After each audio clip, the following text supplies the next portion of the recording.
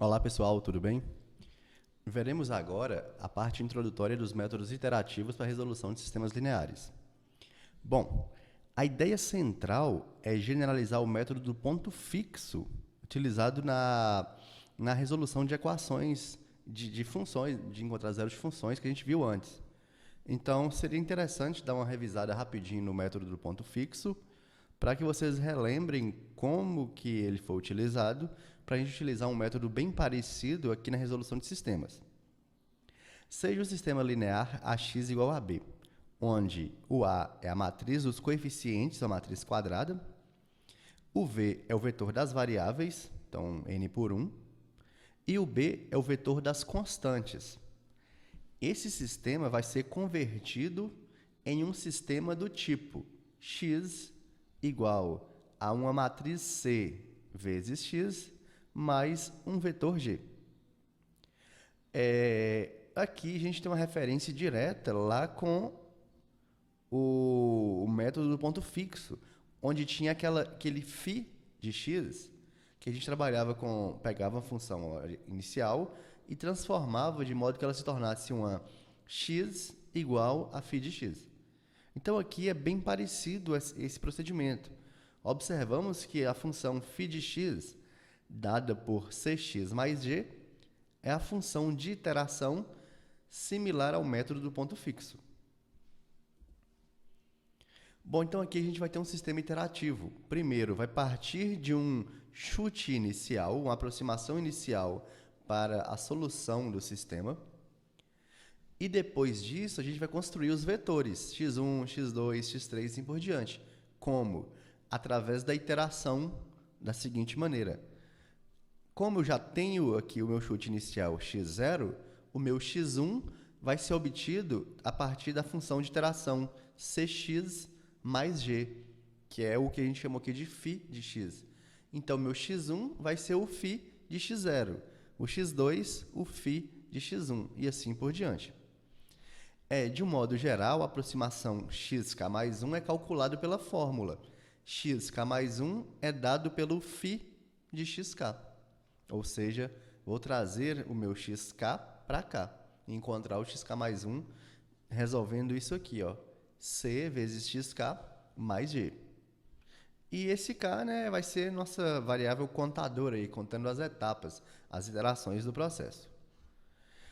É muito importante observar que se a sequência for tal que o limite, na medida que esse índice aqui tende a infinito, essa sequência converge aqui para um alfa, então eu posso trazer esse alfa para a iteração e eu vou ter que alfa é igual a c vezes alfa mais g, ou seja, alfa é a solução do sistema linear dado.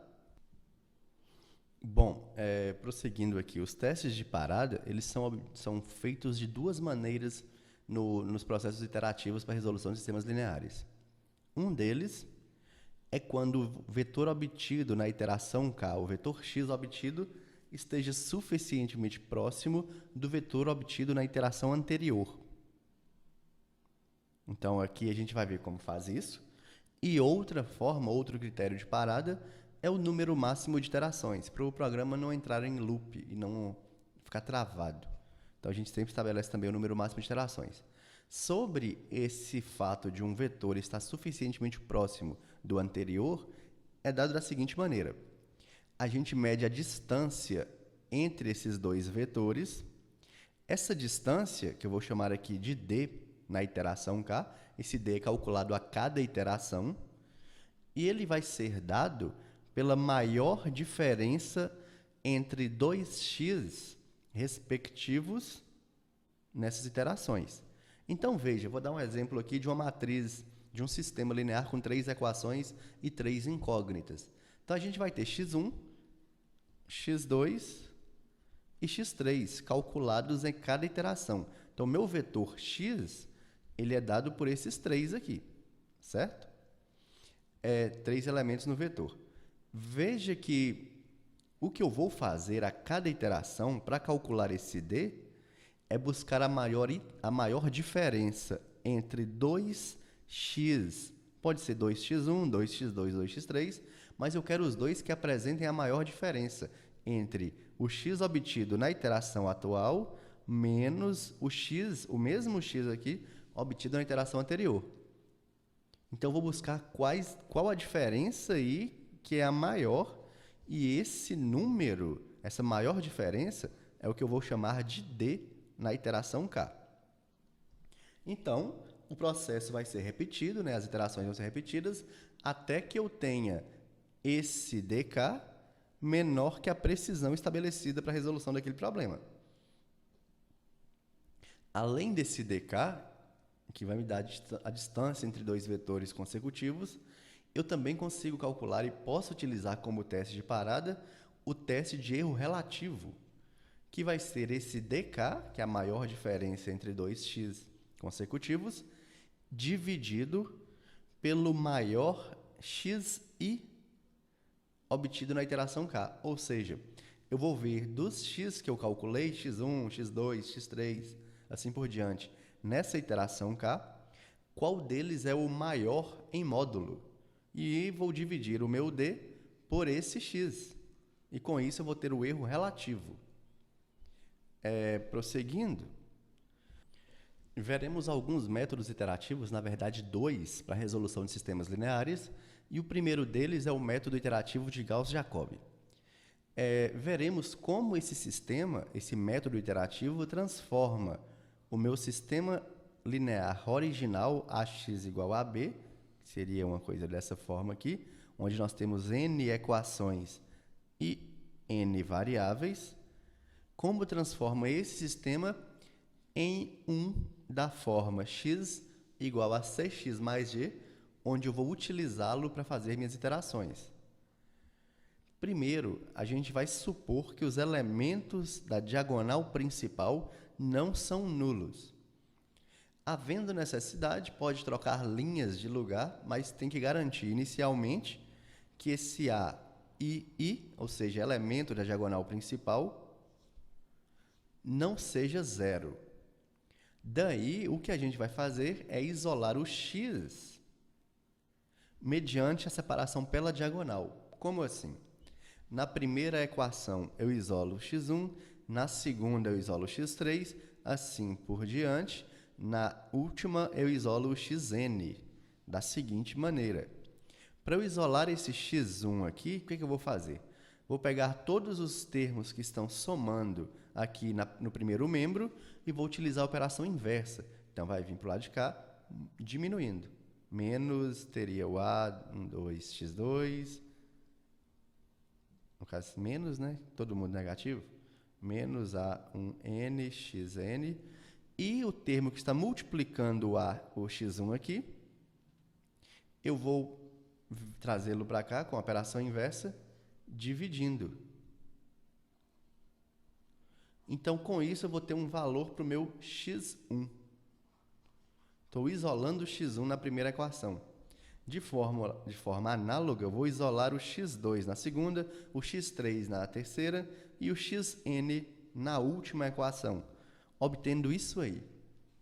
Aqui, ó, no x1, na primeira equação, eu isolo o x1, na segunda eu isolo o x3 e assim por diante. Na última, eu isolo o xn. Daí, o que eu vou fazer é o seguinte. Eu vou buscar quem é essa matriz C e quem é esse G. Bom, pessoal, o C, ele é dado em cada linha dessa aqui como os coeficientes que estão aqui no segundo membro. Então, veja que no segundo membro, nessa primeira equação, não aparece o termo x1, porque eu tinha isolado esse x1 aqui, certo? Então, o coeficiente do x1 é zero. O coeficiente do x2 é o menos A12, porém, isso aqui está sendo dividido pelo A11. Então, estamos aqui. Para o x3, o que está acontecendo? Eu tenho aqui o coeficiente menos A13, e ele é dividido pelo A11. Está aqui. E lá na última, no xn, qual que é o coeficiente dele?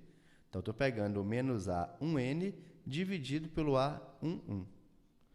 E esse G aqui, ele para mim está sendo as constantes. Então, são os Bs, na verdade. E se eu olhar bem, já que esse A11, que estava junto com o X1, a gente usou a operação inversa, ficou dividindo do lado de cá, todos esses termos são divididos pelo A11, certo? Então, o meu B também está sendo dividido pelo A11. Está aqui. Detalhe, nós temos nessa primeira equação o B sendo positivo, mas todos os A's aqui estão sendo negativos. Então, os sinais estão sendo, né, mantidos. Já que no x2, o que acontece? Da mesma forma, o meu B é positivo, agora dividido por A22, e todos os termos que estão acompanhados do x, ou seja, os A's, são negativos. Um detalhe aqui nessa segunda equação é que nesse segundo membro não aparece o x2, que ele foi isolado. Logo, o coeficiente dele é 0 nesse segundo membro, certo? E daí eu vou fazendo isso respectivamente com cada equação até chegar na última. O que esse método faz, o que ele consiste é, a partir do x0, eu vou obtendo os x1, x2, x3, xk pela relação recursiva. Xk mais 1 é dado pelo c vezes xk mais g. Logo, o meu xk mais 1 vai ser dado por 1 sobre A11 vezes B1 menos A12. O x, eu vou usar o que eu encontrei na iteração anterior. Então, x2 aqui, x3 aqui, assim por diante. Talvez, no exemplo, fique mais fácil. Então, vou tentar, nesse exemplo, resolver esse sistema linear dado com esse chute inicial. Então, veja que, já que eu tenho x1, x2, x3, o meu chute inicial tem que ser um vetor de 3 elementos, onde aqui o primeiro é o x1 e assim por diante. Daí já deu também aqui uma precisão, sendo 0,05. O que eu vou fazer para montar o meu processo de iteração é, na primeira equação, isola o x1, na segunda, isola o x2, na terceira, isola o x3. Se eu isolar o x1 na primeira, eu vou ficar com o 7 positivo, menos 2x2, menos x3, e o 10 que está multiplicando, a gente vai dividir, que é o que está aqui na primeira linha, 1/10 vezes aqueles termos. Daí eu vou pegar esse 1/10 e vou repartir para todo mundo aqui o 10. Repartir não, né? Seria usar a propriedade distributiva, 1/10 vezes o primeiro, vezes o segundo e vezes o terceiro. Não tem x1 nessa primeira equação, eu coloquei o 0 só para representar, não precisaria no caso. 0x1 menos 2/10 x2 menos 1/10 x3 mais a constante, 7/10. Faço a mesma coisa com as outras equações, ou seja, isolo o x2 na segunda e o x3 na terceira, obtemos essas situações. Isso aqui é a forma do xk mais 1 igual a c xk mais g. Para esse sistema de equações, o processo iterativo é esse aqui. Agora, não há necessidade de fazer essa forma matricial, mas eu fiz apenas para mostrar que os elementos da diagonal principal aqui, na hora que eu escrevo essa matriz C, eu vou ter 0, 0, 0, porque seria eu pegar esse membro aqui da direita, essa parte aqui, para eu montar a minha matriz C e a minha G, onde G são as constantes e C são os coeficientes do x1, x2, x3. Para o x1, aqui é 0 na primeira linha, depois menos 2/10 e menos 1/10. Então, está aqui. Na segunda, eu vou pegar o menos 1/5, que é o do x1, 0 para o x2, menos 1/5 para o x3. Então, tá aí. E na terceira, né, ficou menos 2/10. 2/10, eu posso escrever 2/10 ou posso simplificar e escrever 1/5, tanto faz. Menos 3/10 e 0. Então, tá aqui. Então, aqui poderia ter escrito 1/5, mas né, não faz tanta diferença no geral. E a matriz G são esses 3 termos independentes. O vetor G, né, que é a matriz 3 por 1. Bom, daí eu já tenho aqui dado o meu chute inicial, certo? Então, vou calcular o meu próximo x na iteração. Esse aqui foi meu x0, meu chute inicial. Então, meu x1, na verdade, meu x da iteração 1, que eu vou ter x1, x2 e x3 na iteração 1, na etapa 1 aí. Vou substituir os 3 iniciais, né, o x1, x2, x3, pelos valores dados lá no início do problema, que é aquele chute inicial, e com isso eu vou calcular o meu x1, x2 e x3 na iteração 1. Então, são esses 3 valores aqui.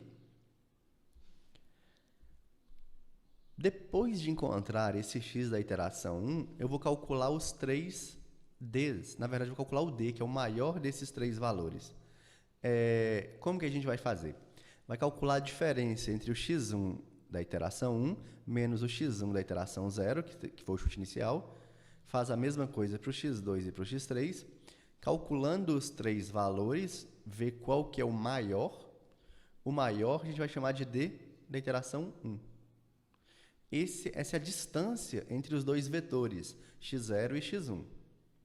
Depois de calcular esse d, se quiser calcular aqui o d relativo, o que eu vou fazer é pegar o d encontrado nessa iteração e dividir, aqui é um i, pelo maior termo dos 3x que eu tenho aqui calculados.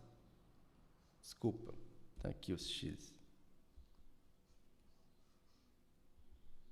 Certo?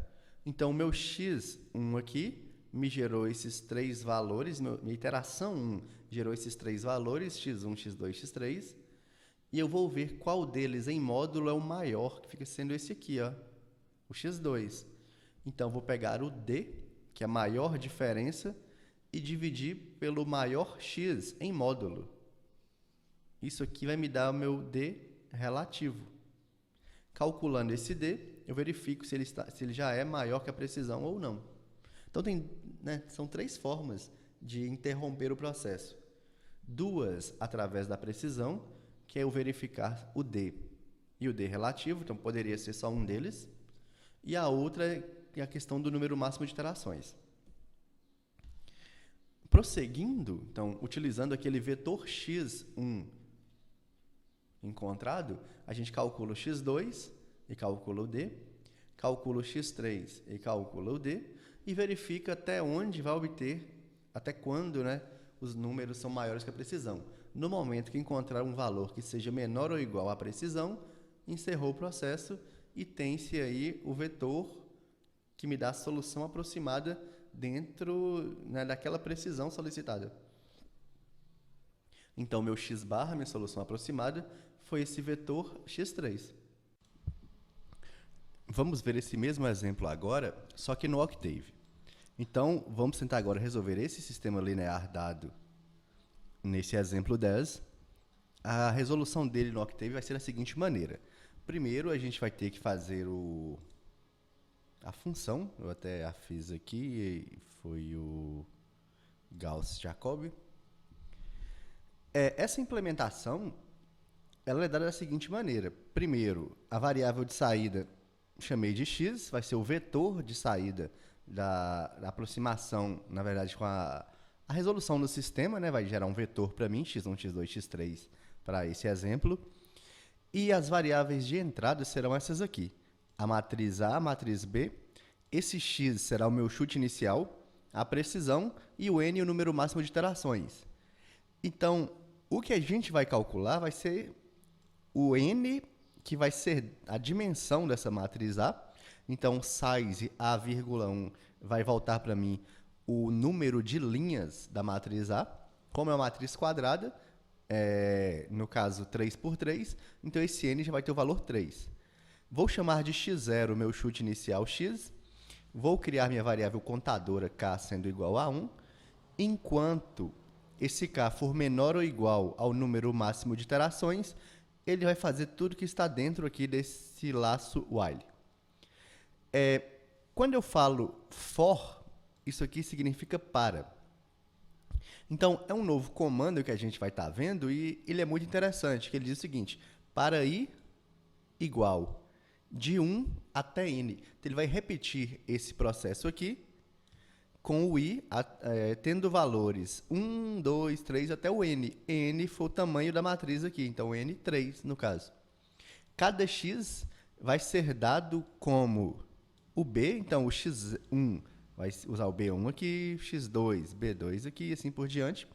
Ele vai calcular 3 vezes para i igual a 1, 2 e 3, pois o n, nesse exemplo aqui, vale 3. Né? Então, vai até o n, que é o tamanho, a dimensão da matriz.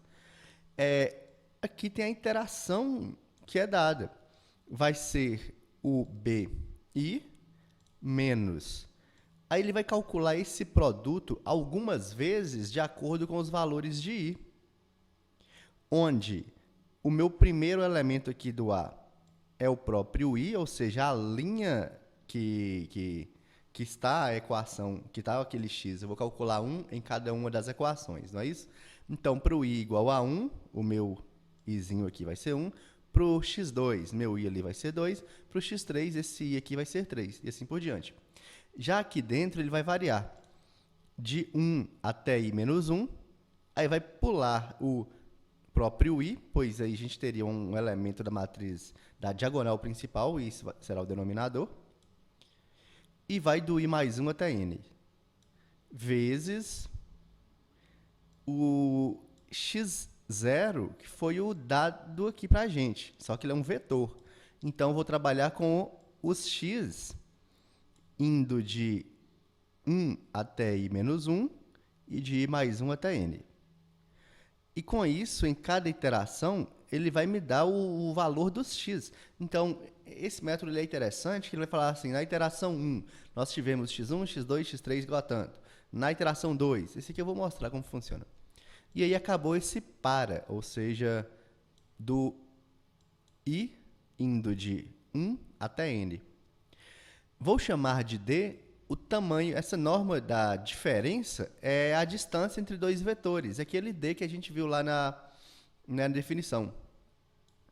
Então, eu vou dar como resultado, o valor d é dado por d igual, e vou calcular esse d pela norma, diferença aí do x menos x0. Então, o Octave ele já calcula para mim essa diferença entre os dois vetores. E se esse d, que é a diferença entre os dois vetores, for menor que a precisão, retorna, acabou a função. Daí, eu vou passar o meu x0, esse novo valor x obtido, e k igual a k mais 1, aumenta a unidade na variável contadora. E aí, repete o que está dentro do laço while. Vamos ver aqui o exemplo 10.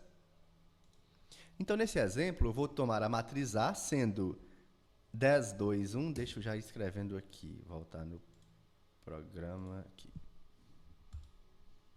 A igual 10,2,1, ponto e vírgula, vou para a segunda linha. 151, 1,5,1, opa, 1. Ponto e vírgula, terceira linha, 2, 3 e 10. E fecha, colchete, tá aí a matriz A. A matriz B é isso aqui, ó, as constantes, 7, menos 8 e 6. 7, ponto e vírgula, menos 8, ponto e vírgula, 6. Então, tá aí o vetor B. Meu chute inicial, então, x. Foi dado aqui, ó, 0,7, menos 1,6, 0,6. Ponto e vírgula...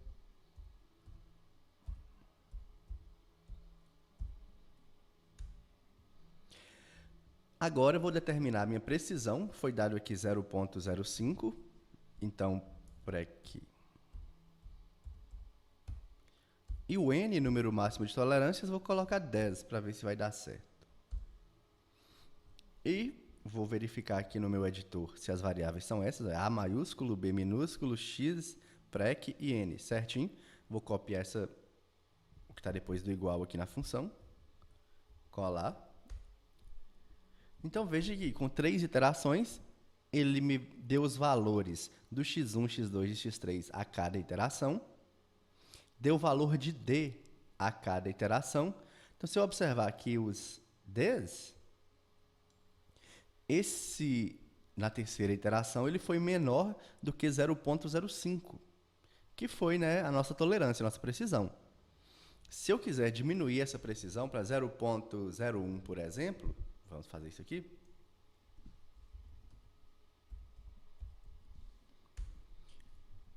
Voltando, já precisei de 5 iterações para obter uma precisão menor do que 0,01. Mas observando os valores aqui, já ficam bem, sabe, próximo dos valores reais da solução exata do sistema. Então, a gente tem aqui para o x1, 1.000236. Então, no caso, a solução exata seria 1, menos 2 e 1. Então, observe que os valores encontrados aqui na quinta interação, eles já são muito próximos do valor exato. Se a gente quiser ainda, no caso, demandando mais do computador, mas colocar uma precisão ainda menor, vai precisar de mais iterações, mas o programa, o Octave vai calcular, ou seja, o método, ele vai conseguir atingir essa precisão, pois a gente sabe que, por esse método, como foi verificado o critério das linhas... Opa, acho que não foi verificado o critério das linhas até então. Vou pausar aqui.